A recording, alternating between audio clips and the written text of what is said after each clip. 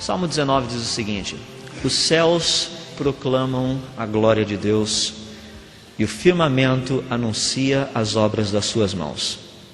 Um dia discursa outro dia, e uma noite revela conhecimento a outra noite. Não há linguagem, nem há palavras, e deles não se ouve nenhum som. No entanto, por toda a terra se faz ouvir a sua voz, e as suas palavras até os confins do mundo. Verem algumas páginas, Salmo número 8, começando no verso 3, verso 4. Salmo 8, 3 e 4. Quando contemplo os teus céus, obra dos teus dedos, e a lua e as estrelas que estabeleceste, que é o homem que dele te lembres? E o filho do homem que o visites? Eu fico impressionadíssimo com esse texto. Principalmente porque eu gostaria de ligar todos esses que nós já lemos com o capítulo 40 do livro de Isaías. Abram em Isaías capítulo 40.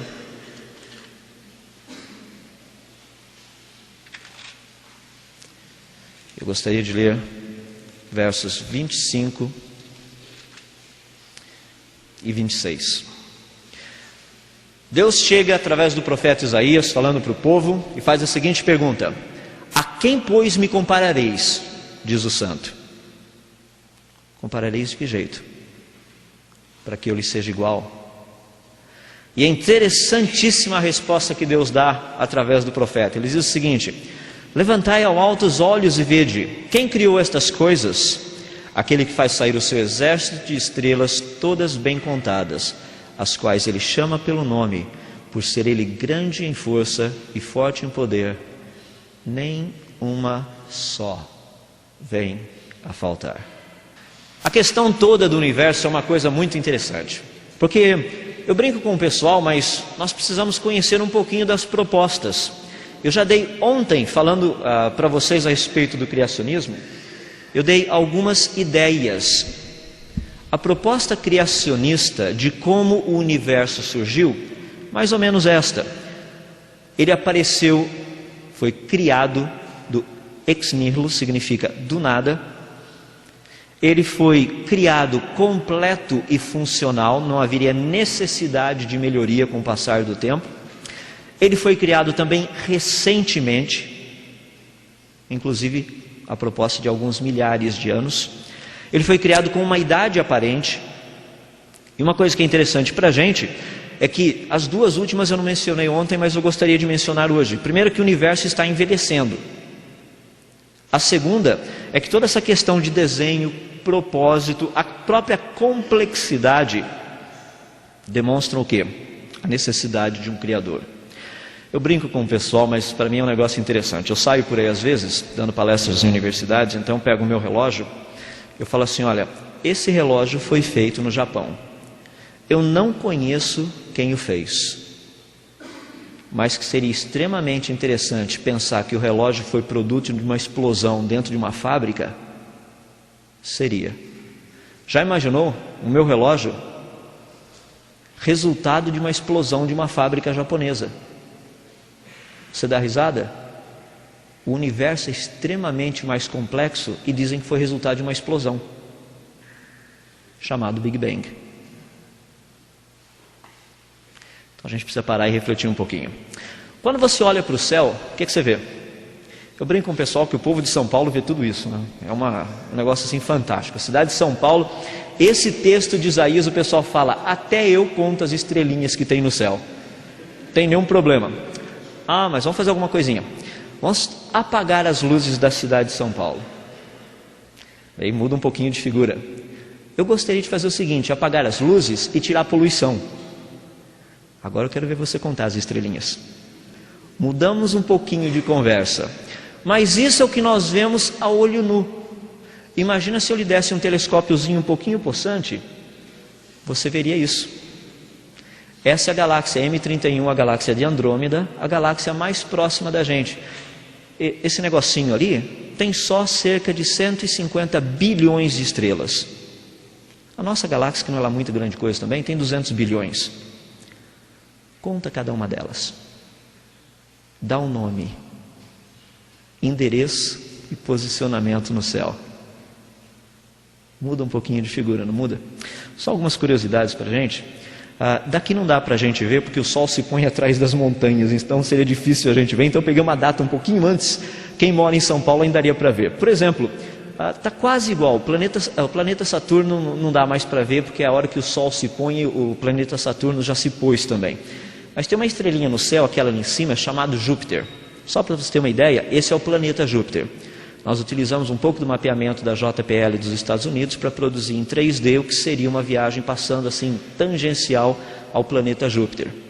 Esse é o planeta Júpiter.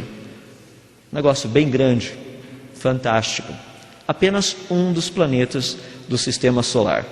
Eu gosto demais quando eu penso na variedade que existe. Esse negocinho, aquela mancha que vocês viram embaixo, aquilo é um furacão que dá para você colocar 8 planetas Terras dentro dele. E esse furacão já está ali há mais de 300 anos. Só para se ter uma ideia. Essa luazinha é chamada Io, é uma das luas, das muitas luas que Júpiter tem. Mais lá embaixo, como eu já disse para vocês, está meio difícil ver agora, você veria o planeta Saturno. O planeta Saturno é o mais conhecido de todos, né, por causa dos anéis e tudo mais. Então o pessoal gosta dos anéis. Então dá para ter uma ideia um pouquinho do que é essa beleza que tem no céu. Agora, quando você olha para o céu, você olha esse negócio, você vê apenas estrelas. Você olha lá, você não pensa que aquele negócio é um planeta. Mas é um planeta. Então dá para ter uma ideia. Mais embaixo, tem um negocinho que nós chamamos constelação de Orion. Conhecido vulgarmente como Três Marias. Então vocês sabem do que eu estou falando agora. Vamos dar uma olhadinha nessas Três Marias. Ali estão as nossas Três Marias. Se você olhar, são as três inclinadas. Depois mais embaixo tem mais um grupinho que é o chamado cinturão de Orion, onde ele coloca literalmente a espada dele.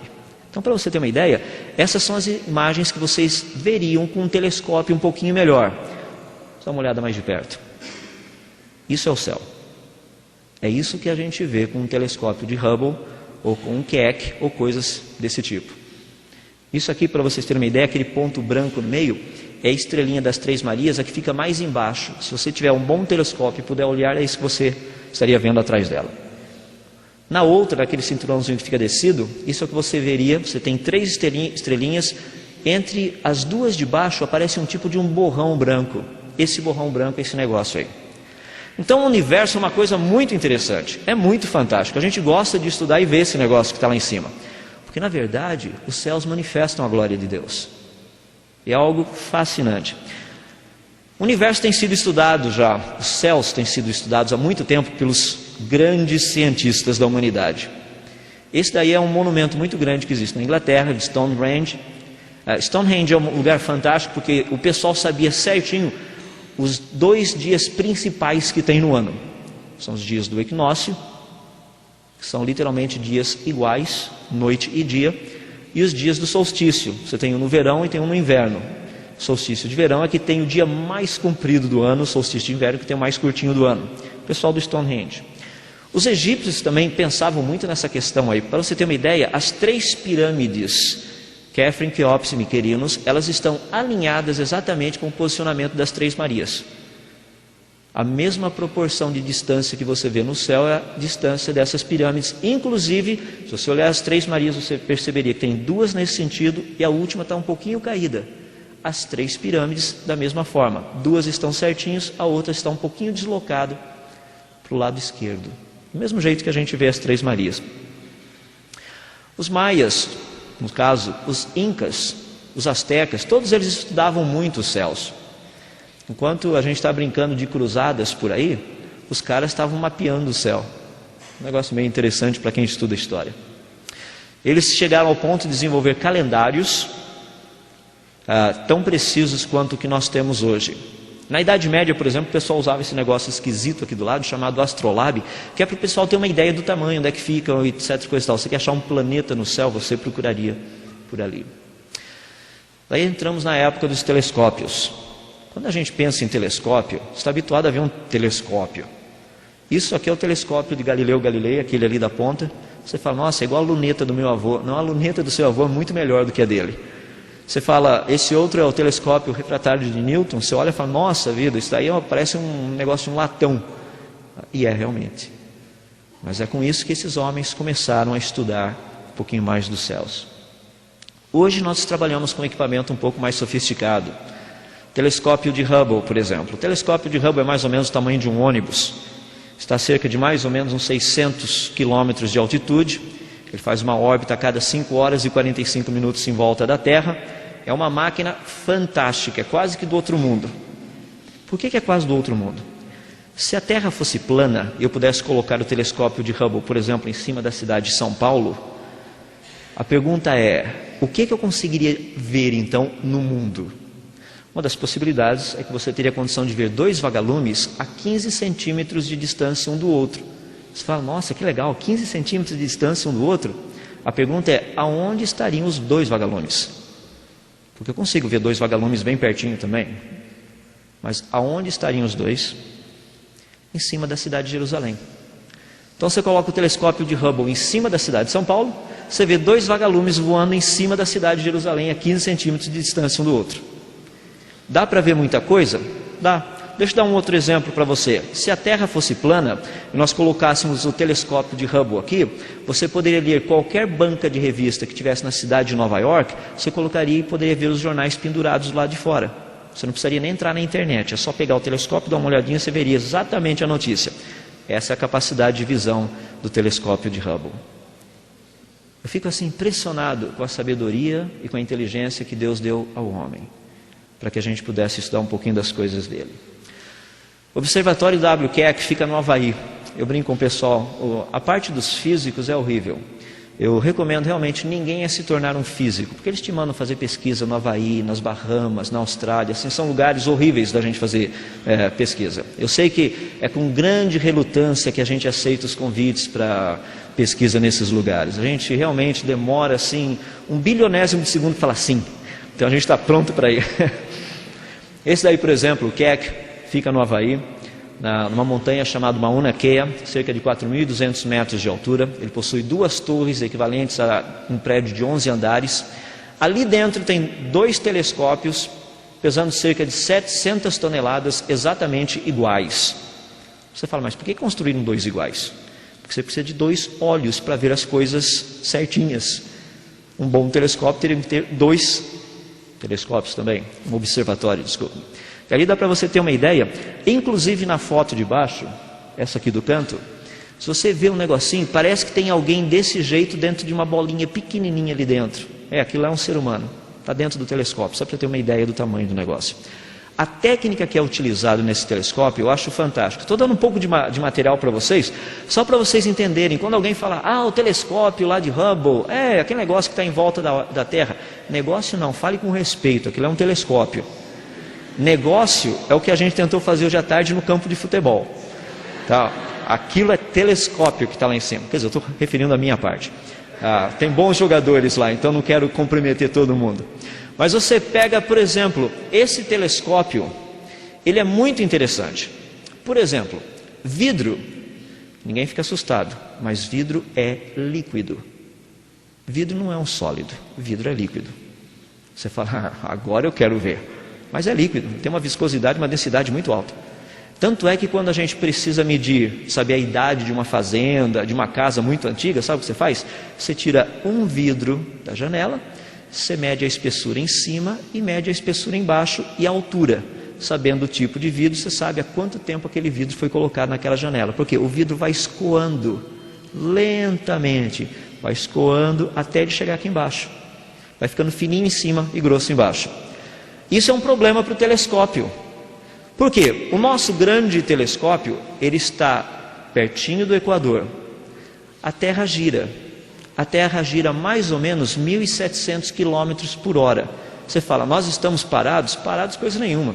Nós estamos viajando naquela direção a mais ou menos 1.700 km por hora. Vidro é líquido. Quando você pega o seu copinho de água e dá um puxão nele assim, o que acontece? A água vai para um lado, não vai? O vidro do telescópio também. Sabe o que precisa fazer? Colocar umas mãozinhas desse lado do vidro que fica massageando para que o vidro fique sempre retinho. Isso é o que a gente chama de óptica adaptativa. 10 milhões de dólares sendo massageados ali. Eu posso massagear por muito menos do que isso, não garanto a perfeição, mas isso é para a gente ter uma ideia um pouquinho do que está sendo utilizado. Outros telescópios existem, radiotelescópios, existe muito material de pesquisa sendo utilizado. Isso para a gente entender um pouquinho do que está aí fora. Alguns que são bem conhecidos, outros que são menos conhecidos, mas existe uma gama muito grande de equipamento observando os céus.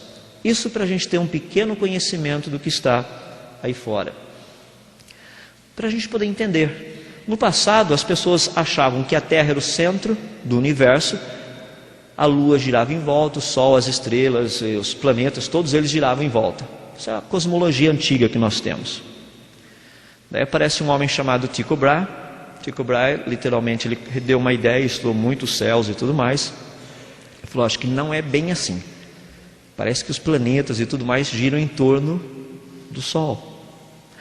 Daí aparece Copérnicos, aparece Galileu Galilei, todos eles falando que o Sol é o centro e a Terra e os outros planetas giram em volta. Então dá para ter uma ideia um pouquinho do que já foi discutido no passado.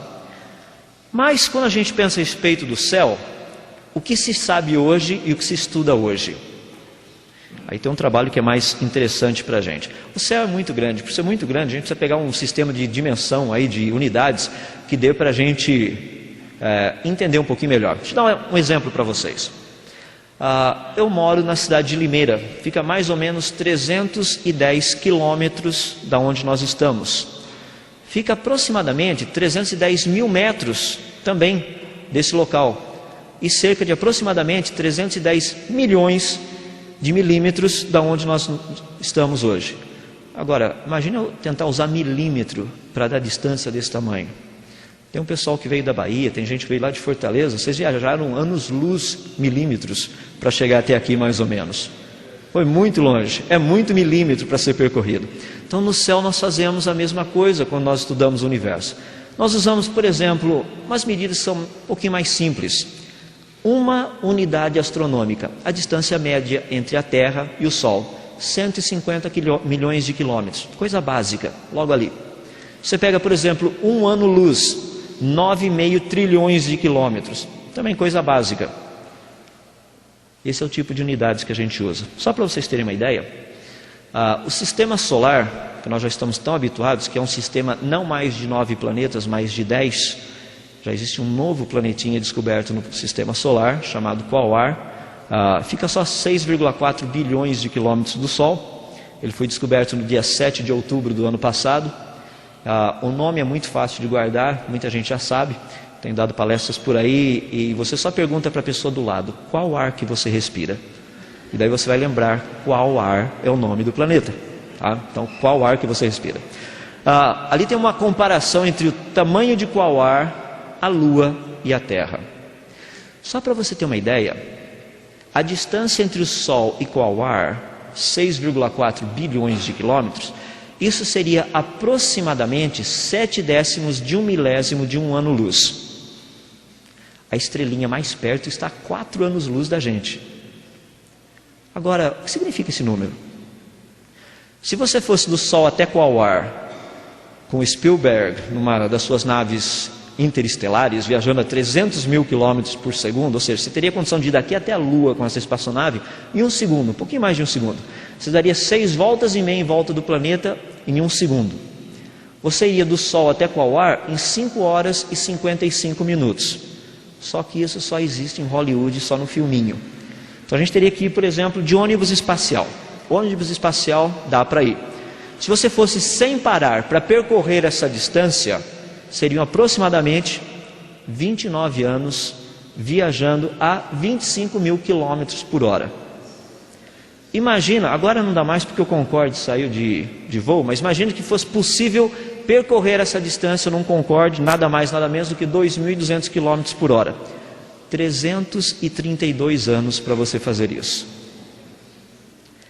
Você pode ir de avião convencional também, 800 quilômetros por hora. Demoraria apenas 913 anos. Ou seja, iria precisar trocar os comissários de bordo pelo menos umas 10 vezes, porque eles teriam uns 80 anos cada vez que eles fossem substituídos. Você fala, nossa, é longe pra caramba. Deixa eu colocar em termos reais para a gente. Se você pudesse ir de Fórmula 1, mas vai com o Schumacher, porque Rubinho quebra, esses negócios acontecem, então é melhor que a gente saiba que vai chegar lá. Atualmente eu não sei, as Williams estão rodando tão bem que é melhor, eu vou trocar o slide e colocar uma Williams em vez de uma Ferrari. Mas de qualquer forma, demoraríamos para percorrer essa distância 2.434 anos. Eu sei o que você está pensando, com o carro do seu pai. Se você for com o seu carro com o carro do seu pai, esquece. São 7.300 anos para percorrer essa distância. Sabe o que significa 7.300 anos andando a 100 km por hora? Isso significa 7/10 de 1/1000 de um ano-luz. Isso nós chamamos de sistema solar. A estrelinha mais perto da gente, o Sol, fica praticamente a 8 minutos-luz da gente. Lembra que eu disse para vocês que a proposta criacionista é uma proposta de um universo recente? Deixe-me dar algumas evidências, portanto, começando pelo sistema solar. O nosso próprio Sol ele está encolhendo 1,5 metro por hora. Fica sossegado, ele não vai desaparecer amanhã cedo. Demora um pouquinho. Um cálculo simples usando essa ideia. Eu pego o diâmetro do Sol, eu sei a quantidade de calor que esse Sol emite, quanto que ele ilumina a Terra. O calor do Sol hoje, o que é produzido, produz praticamente uma temperatura para a gente, como vocês estão vendo ali, de 317 kelvins, aproximadamente 44 graus centígrados. Você fala, não, mas a Terra não é tão quente. Porque tem um coeficiente que reflete parte disso para o espaço, o que dá uma temperatura média de 22, mais ou menos, graus Celsius. Se eu pegar o diâmetro do Sol há 10.000 anos atrás, nessa proporção que tem sido medida há mais de 300 anos, a temperatura do Sol seria, a temperatura que o Sol produziria na Terra seria de aproximadamente 432 kelvins, ou seja, 159 graus centígrados.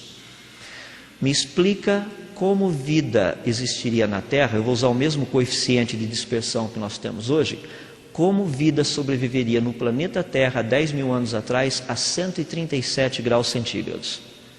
Porque os ovos seriam todos cozidos, é óbvio isso. Também toda a carne seria churrasco. Então a gente sabe da dinâmica do processo. Daí o pessoal fala assim, não, mas isso não pode ser considerado constante. Eu só estou usando a proposta dos cosmologistas evolucionistas. É hoje como já foi no passado. Só isso. É a mesma proposta. Cientificamente falando, não dá para ter vida no planeta Terra 10.000 anos atrás. O pessoal fala, mas isso é um problema sério. Tem outro mais sério ainda. O campo magnético do planeta Terra. Ele diminui, ele tem uma meia-vida de 1.400 anos. Ou seja, ele perde metade da sua intensidade a cada 1.400 anos. Se você voltar a 7.000 anos atrás, você teria um campo magnético que seria 32 vezes maior do que o que ele é hoje. Sabe o que significa? Não dá para você ligar hidrogênio com oxigênio. Não dá para ter água no planeta Terra. Não dá para você colocar moléculas. Não dá para produzir isso. Há 10.000 anos atrás, a superfície da Terra seria quase que um plasma, do jeito que é o Sol, de tão forte que seria esse campo magnético. Me explica como vida teria existido no planeta Terra há 10.000 anos atrás. A proposta criacionista de um universo recente, ela é extremamente bem fundamentada em evidências científicas. Não é brincadeira a coisa. Quando a gente chega e fala, não, porque lá no livro de Gênesis é só somar genealogias lá. Não, quando a gente faz ciências lá no laboratório, a gente não vai somar genealogia de Gênesis. A gente pega esses negócios, equações de dispersão, equações de radiação eletromagnética. Esse é o tipo de equação que a gente trabalha. Esse é o tipo de cálculo que é feito. Só para vocês terem uma ideia, então. O próprio sistema solar é um negócio muito interessante. Eu gosto demais dele. Nosso planeta é muito bonito. Não sei quantos de vocês já pararam para observar. Mas, de acordo com a teoria vigente, diz que ou uma estrela ou alguma coisa passou perto do Sol e arrancou uns pedaços do Sol. E esse negócio foi esfriando com o passar do tempo, até que se formaram os planetas. Eu sempre gostei de uma boa história. principalmente história assim para boi dormir. Essa é uma delas. Você pega, por exemplo, o planeta Mercúrio, temperatura média de superfície 450 graus centígrados, lugar excelente para fazer churrasco. Você pega o planeta Vênus, em Vênus literalmente chove ácido sulfúrico, já imaginou que bênção? Nada melhor do que morar lá. O planeta Terra vocês já conhecem. Planeta Marte, nada mais é do que o tubo de escapamento do seu carro, ou seja, dióxido de carbono na atmosfera. É agradabilíssimo respirar em Marte, é de morte a coisa. Você pega o planeta Júpiter, por exemplo. Júpiter é um planeta fantástico. A atmosfera tem muito fósforo e enxofre. Inclusive está escrito, tem uma plaquinha lá dizendo o seguinte: proibido fumar. Você explode o planeta. Planeta Saturno é um planeta fantástico. Metano, gás metâneo. Pensou que legal? Está com problema de gás? Aqui no Brasil está quanto? Quase R$30 o botijão de gás. Dá uma ida até Saturno, enche o botijão de gás, pode usar aqui na Terra. Também tem plaquinha proibido fumar. O planeta Urano é para o pessoal orquiahólico, aqueles grandes trabalhadores, e para o pessoal que dorme pra caramba. Por quê? O dia dura 84 anos, a noite também. Então você pode dormir por 84 anos, ou você pode trabalhar por 84 anos. Sinta-se à vontade, é só uma questão de escolha. Planeta Netuno já é um planeta que eu digo que é para os teleevangelistas. Sabe aquele pessoal que gosta do semblante brilhar e tudo mais? O planeta é radioativo, então a gente manda o povo para lá, eles vão brilhar à noite. É só soltar o pessoal por aí, vai ser uma bênção a coisa. O planeta Plutão nada mais é, pelo menos que a gente tem ideias até o momento, de uma pedrona de gelo. Eu não coloquei nada de qual ar, porque as pesquisas são muito recentes ainda, então a gente não tem muito saber a respeito dele. Pessoal, não tem nada parecido, absolutamente nada parecido, nem na composição, nem na consistência. A coisa é totalmente doida, porque se você olhar, tem planeta que gira desse jeito, tem planeta que gira ao contrário, tem planeta que gira assim, é uma confusão o negócio.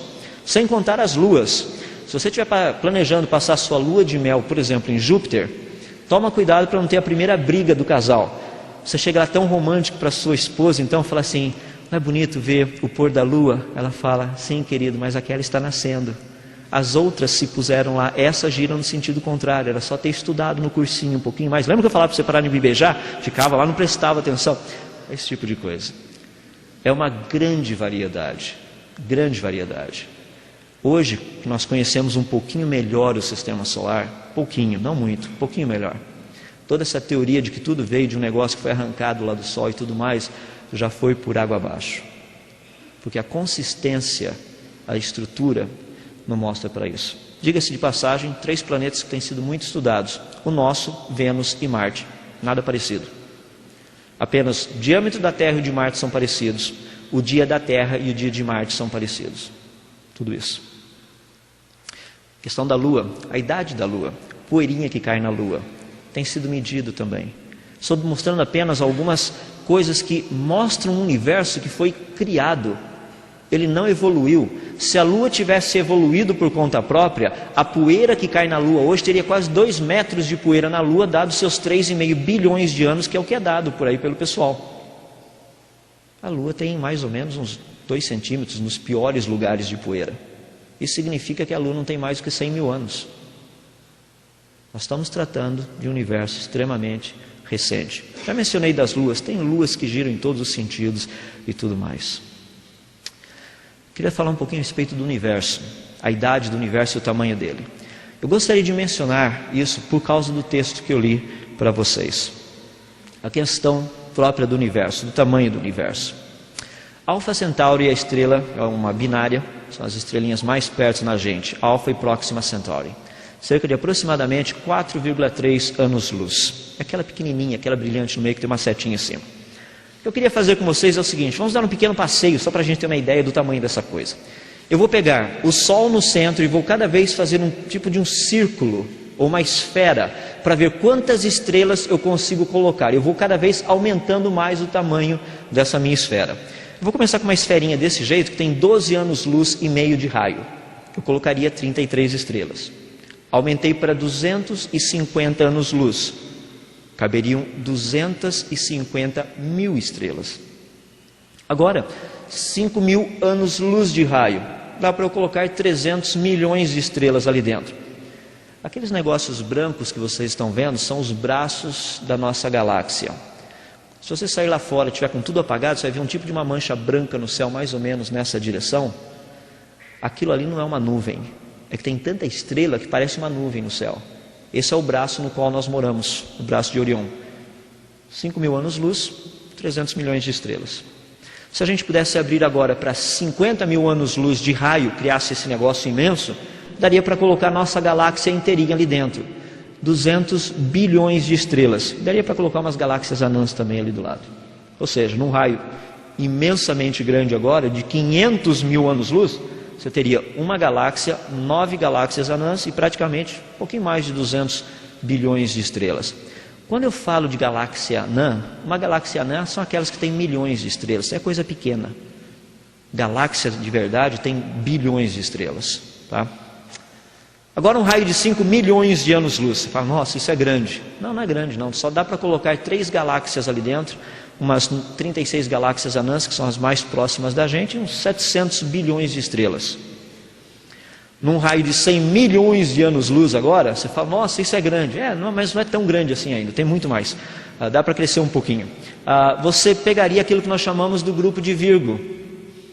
É onde fica o nosso grupinho de galáxias. Você teria 160 grupos de galáxias aí dentro desse negócio, mais ou menos 2.500 galáxias, cerca de 25.000 galáxias anãs e só 500 trilhões de estrelas. Se eu pegar um raio agora de 1 bilhão de anos-luz, você veria aproximadamente 80 supergrupos, igual ao grupo de Virgo, que é onde fica o nosso grupo de galáxias, cerca de 160 mil grupos de galáxias, só 3 milhões de galáxias, umas 30 milhões de galáxias anãs e 500 mil trilhões de estrelas. Eu te pergunto, e se a gente olhar tudo que dá para ver com os nossos telescópios? Isso é um raio de aproximadamente 15 bilhões de anos-luz. Cada pontinho daquele não é uma estrela, é um supergrupo de galáxias. Existem 270 mil supergrupos, aproximadamente 15 milhões de grupos de galáxias, com cerca de 10 bilhões de galáxias, com cerca de 100 bilhões de galáxias anãs. Esse número maluco que vocês estão vendo ali embaixo, sabe o que significa isso? Tem mais estrela no céu do que todos os grãos de areia de todas as praias desse planeta. Deixe-me ler Isaías 40, verso 26. Vamos ler, dê uma olhadinha de novo nesse texto. Levantai ao alto os olhos e vede, quem criou estas coisas? Aquele que faz sair o seu exército de estrelas todas bem contadas, as quais ele chama pelo nome. Por ser ele grande em força e forte em poder, nenhuma só vem a faltar. Sabe quando a gente canta, tu és soberano sobre a terra, sobre os céus, tu és Senhor? Dá para ter uma ideia do que a gente está cantando? Eu gostaria de desafiá-los. Pega um pouquinho de areia, porque tem muita areia aqui, enche a sua mão de areia e vai numa mesinha. Esparrama os grãozinhos de areia, conta os grãozinhos de areia. Depois que você tiver contado os grãozinhos de areia, dê nome a cada um deles. Depois coloque os grãozinhos de areia de novo na sua mão, chacoalha, joga de novo na mesa e me diz quais são os nomes de quem. Daí vocês vão ter uma ideia de quem é nosso Deus. Isso é o que a gente observa no céu. Galáxias. Muitas formas diferentes. Muitas estruturas bonitas. Muito colorido. Deus podia ter feito o mundo em preto e branco, né? Eu sou tão feliz que Ele fez em cor. Acho 10 isso. Você vai encontrar galáxias com galáxias. Todas essas aqui vocês estão vendo galáxias juntas. Uma na frente da outra, uma do lado da outra, uma puxando estrela da outra, uma sugando um pouco de matéria da outra. Todo esse negócio acontecendo. Formas totalmente malucas. Toda a proposta é que as galáxias deveriam ser bem certinhas, bem organizadas. Que certinho e organizada. Deus, acho que Deus tem um pouquinho de inclinação também para a arte moderna. De vez em quando sai um pouquinho da estética da coisa. Muda assim, dá uns negócios meio diferentes. É muito grande, é muito fantástico. A variedade é muito grande. Mas o universo também está cheio daquilo que nós chamamos de gás e luz. Por exemplo, o que você tem aqui são alguns lugarzinhos no espaço que nós olhamos, você só vê luz brilhando. A Bíblia, no capítulo 1 de Gênesis, diz que no princípio criou Deus os céus e a terra. E ele diz que logo no comecinho, no primeiro dia, disse Deus, haja luz. E de repente, se ele vai continuar lendo, no dia 4 você lê, nossa, só no dia 4 Deus criou sol, lua e as estrelas, então luz veio antes dos corpos celestes? Veio, está cientificamente correto. É assim que a coisa funciona. A Bíblia está perfeitamente correta na proposta dela. O duro que há 50 anos atrás o pessoal dava risada e falava, esse povo que mexe com aquele livro preto lá, fica falando que, olha só coisa ridícula, Deus faz luz, depois de 4 dias Deus cria lua, estrelas, sol, coisa mais ridícula. Eu também acho ridículo o que eles falaram do livro, porque o livro está certo, continua certo. Eles estavam errados. Existe muita luz aí fora, sem estrela por perto. Esses são alguns pilares. Você tem uma ideia? Isso é um pouquinho do que tem por perto deles. É de uma beleza incrível. Eu imagino que não seria da gente se a gente pudesse observar e guardar essas imagens. Eu, por trabalhar com isso o tempo todo, elas estão bem fresquinhas na minha mente. Então, quando a gente canta, Tu és soberano, Senhor meu Deus, quando eu maravilhado, esse tipo de coisa, eu fico passeando no meio desses negócios que tem por aí, as NGCs da vida. Então, você viaja dali, a M não sei o que tem, e vai viajando, e vai passeando. É do outro mundo, literalmente. É muito bonito. Existe muita luz nesse universo. Muita luz que não está ligado a uma fonte de luz específica, no caso uma estrela, um corpo celeste. Como eu disse, existem muitos agrupamentos, aqui tem alguns deles. Cada um desses pontinhos que vocês estão vendo aí são galáxias. Cada um desses pontinhos são galáxias. Cada um desses pontinhos são galáxias. Cada um desses pontinhos são galáxias. Tem muita galáxia em cima. As pessoas perguntam, mas por que Deus fez um mundo desse tamanho então? A resposta está bem ali na frente. Para a sua glória. Simplesmente para a sua glória. A gente não quer marcar aquele gol de letra para todo mundo falar, nossa, você viu que gol marcado, o cara lá realmente detonou. Deus falou assim, bom, vou criar um universo, eu vou detonar realmente, vou fazer um negócio assim que é do outro mundo a coisa. Será que 15 bilhões de anos-luz é suficiente? Colocar mais estrelas no céu do que todos os grãos de areia na terra também? E assim Deus fez. Deixe-me terminar, entrar na reta final falando a respeito do Big Bang. Porque o Big Bang é a grande teoria que está por aí, o pessoal que conhece bem o livro do Stephen Hawking, ele fala demais nessa questão do Big Bang. Afinal de contas, o que é o Big Bang? Deixe-me resumir de uma forma bem simples, bem compreensível. No princípio havia o nada explodiu e aqui estamos nós. Acho que não dá para ser mais simples do que isso. Tá? Você fala, nossa, mas isso é muito simples. Não é bem assim. Deixe-me dar um exemplo para vocês da área de física. Se o átomo primitivo, esse negócio, esse ovo cósmico primitivo, estivesse lá, ele estaria numa situação estável. Ou seja, ele não explodiria, porque para haver explosão tem que haver instabilidade.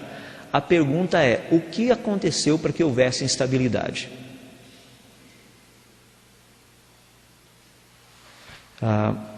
Eu já li o livro do Hawkins pelo menos umas 5 vezes. Infelizmente ele não aborda esse assunto, como nenhum outro cosmologista também aborda. Porque eles sabem do problema. Como que o negócio explodiu? Eu brinco com o pessoal, né? Eu não creio no Big Bang, mas eu falo, tem dedinho no meio desse negócio aí. Eles falam, dedinho de quem? Aí é problema de vocês. Eu creio em Deus, agora vocês me dizem de quem é o dedinho. Porque sozinho ele não vai explodir, todo mundo sabe disso.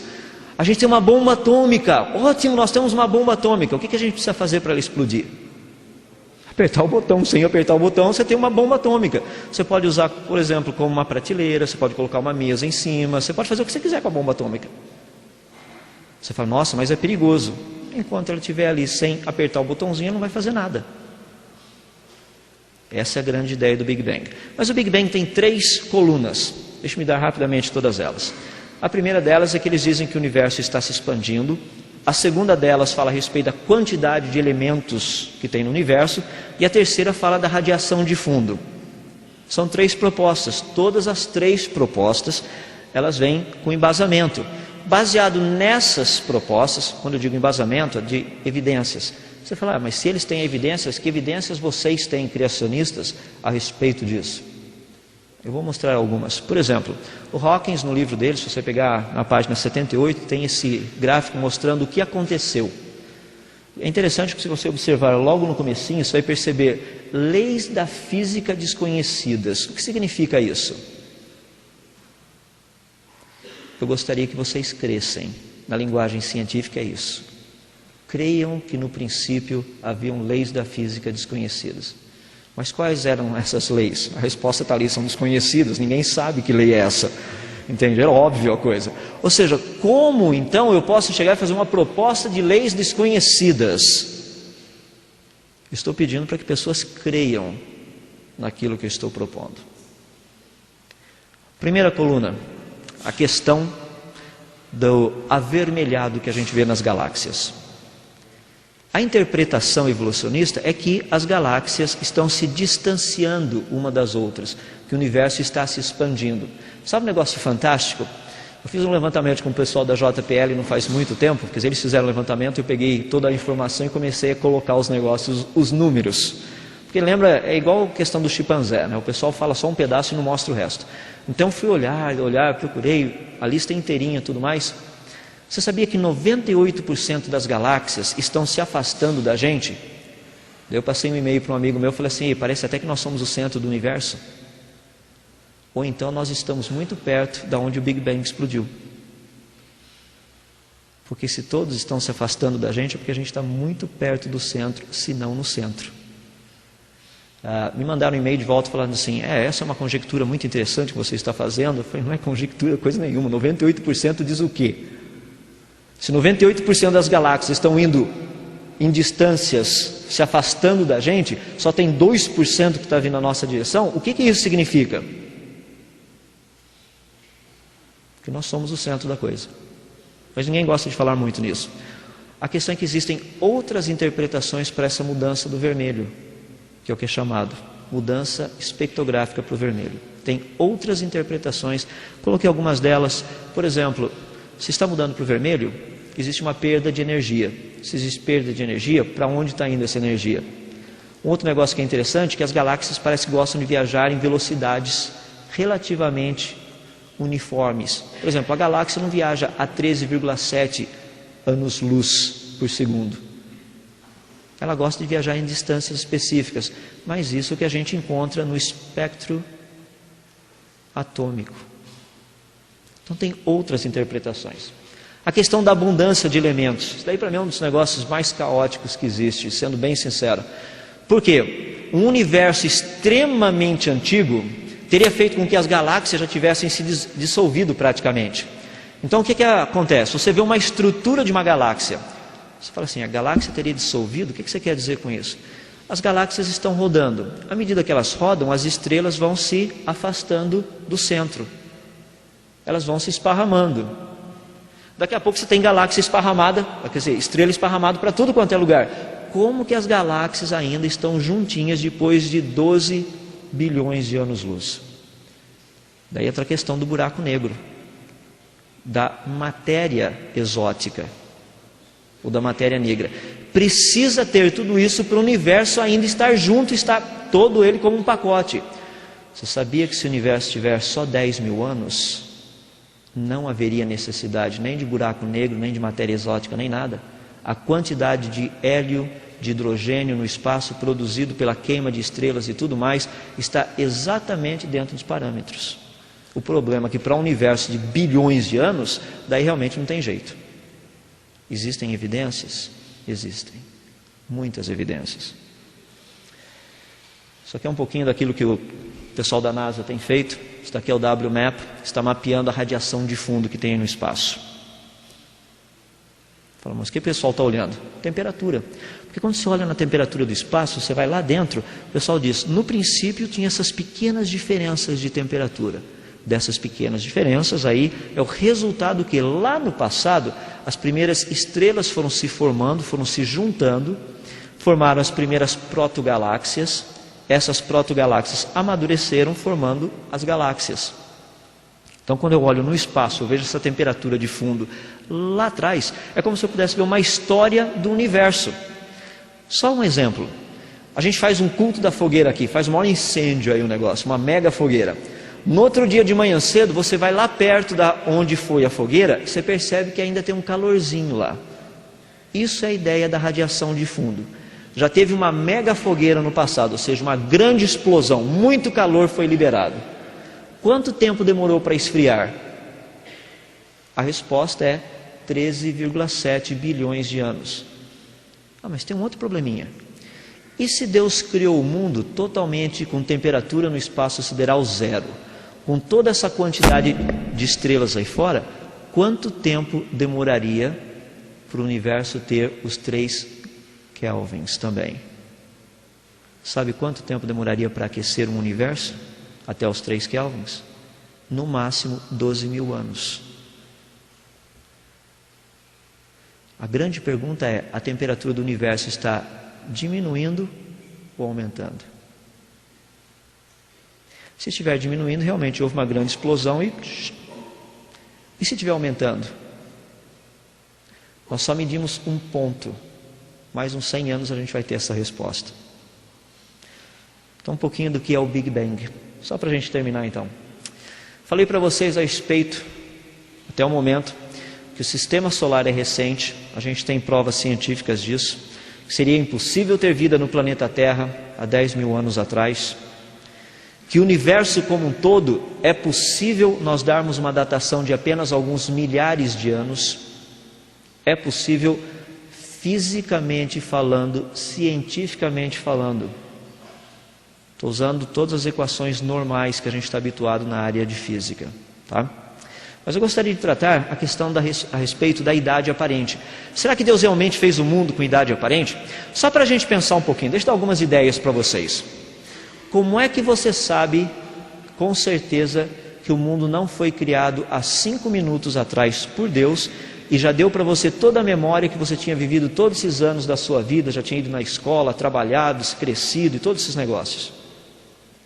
Como é que você sabe que Deus não fez o mundo há 5 minutos atrás? Você fala, mas eu estava na minha casa no final de semana. Não, isso é o que faz parte da memória que já foi colocada na tua mente.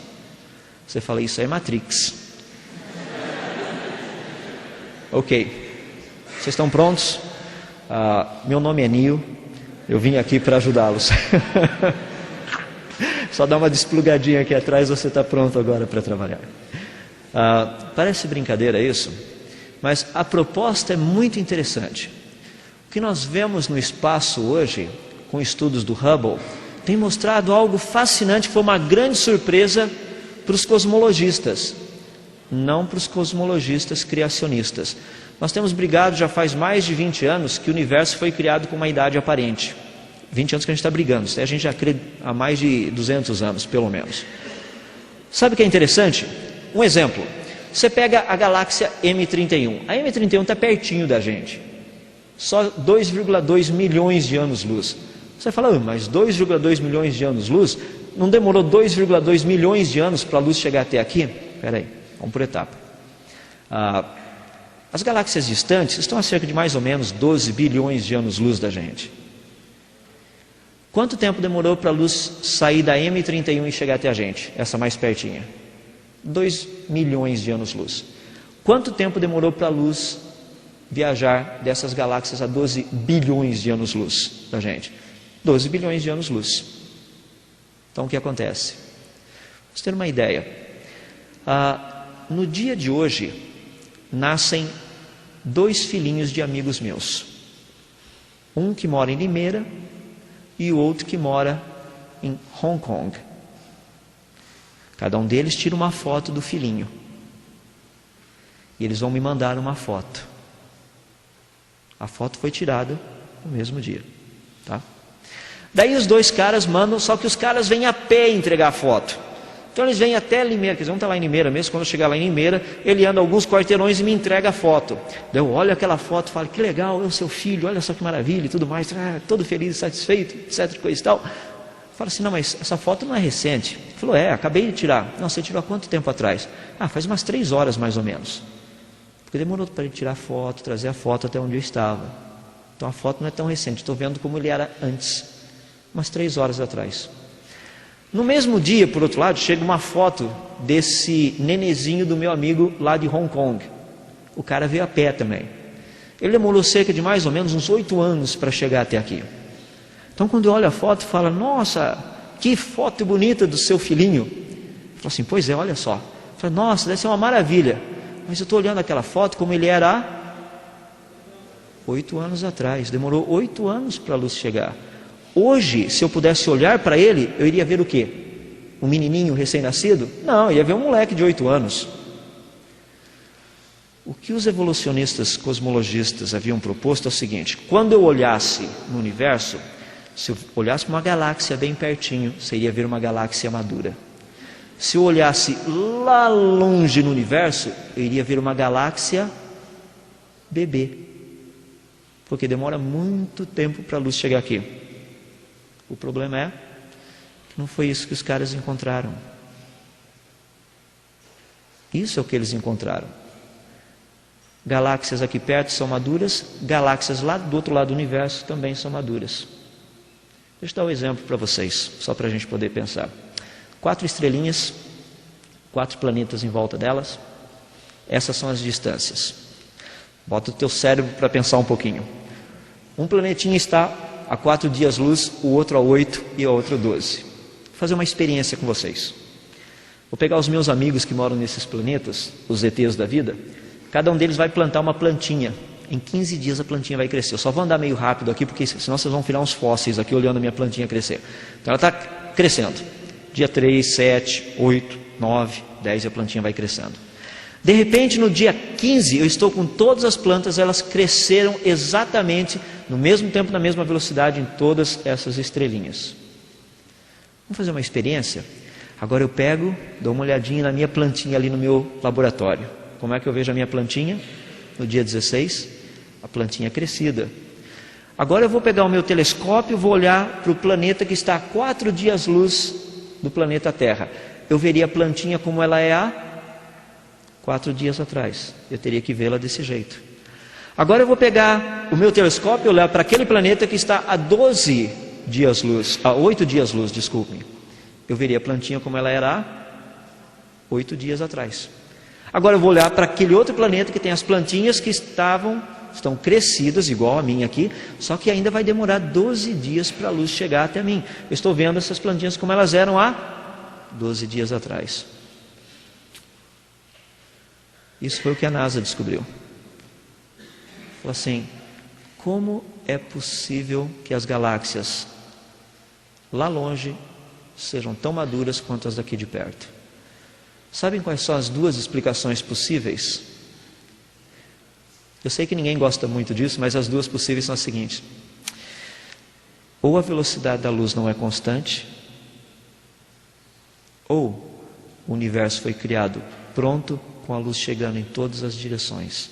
Só tem essas 2 possibilidades. Está aqui o artigo publicado. O paradoxo, galáxias adultas num universo infantil. Um universo criado com uma idade aparente. Um universo que está morrendo. Supernova 1987. Isso é uma supernova. Uma supernova nada mais é do que uma supervelha, uma estrela que explodiu. Aqui você vê uma estrela, ela explode, isso é o que sobra dela com o passar do tempo. Isso é uma simulação. Ou seja, quando a gente trata do espaço, o pessoal fala, não, tem estrelas surgindo, a gente não sabe de nenhuma até o presente momento, a gente só está vendo estrelas morrendo, em grande quantidade. Todo lugar que você olha, você só vê estrelas morrendo. O que vocês estão vendo é o que sobrou de estrelas do passado. Se eu ficar mostrando essas fotos, tem 6 meses de fotos para a gente ficar olhando aqui, acho que vocês vão ficar cansados de ver estrelas que morreram, então não vou mostrar muito delas. Então, para a gente terminar, a questão da termodinâmica. Tanto Clausius quanto Helmholtz disseram o seguinte: o universo está literalmente envelhecendo por causa da segunda lei da termodinâmica. Você fala, não, mas o universo é aberto, é fechado. Não interessa se o universo é aberto, é fechado. A termodinâmica nos ensina como que a energia flui dentro de um sistema. É independente se é aberto ou se é fechado. Eu sei que tem certas considerações, mas o universo está morrendo. Tanto é que Helmholtz disse o seguinte: sendo que o universo está morrendo, ou seja, ele está como um relógio que vai acabando a corda, lá no passado o que deve ter acontecido? Alguém deu corda no relógio. Só para a gente terminar, eu quero que vocês entendam a beleza das Escrituras. Abram suas Bíblias no livro de Jó, capítulo 26, verso 7.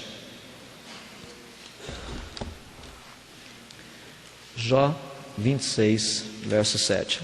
Versículo muito interessante. Sabe por que ele é interessante para mim? Porque Jó é o livro mais antigo que tem na Bíblia. De acordo com algumas teorias que existem por aí, o pessoal vai dizer, não, mas quanto mais velho o livro, menos informação relevante tem. Verdade. Então vamos dar uma olhadinha.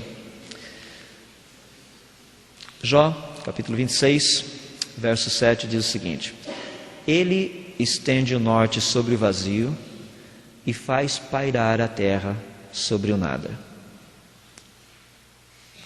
1995 foi um ano assim fascinante, por causa do Hubble e algumas descobertas. Foi feito o primeiro mapeamento tridimensional do universo.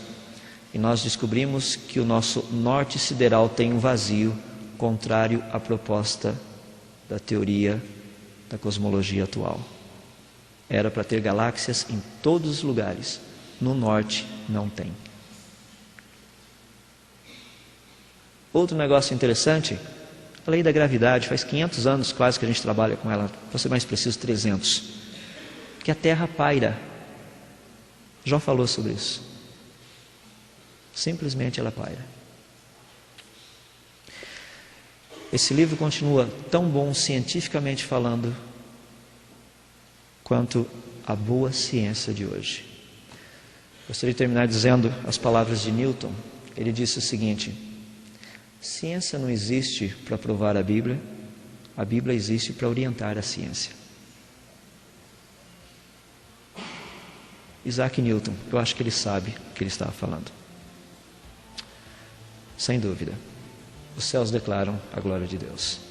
Eu espero que, assim, olhando de uma forma bem geral, a gente possa ver um pouquinho da grandeza do nosso Deus, quem Ele é e tudo que Ele fez.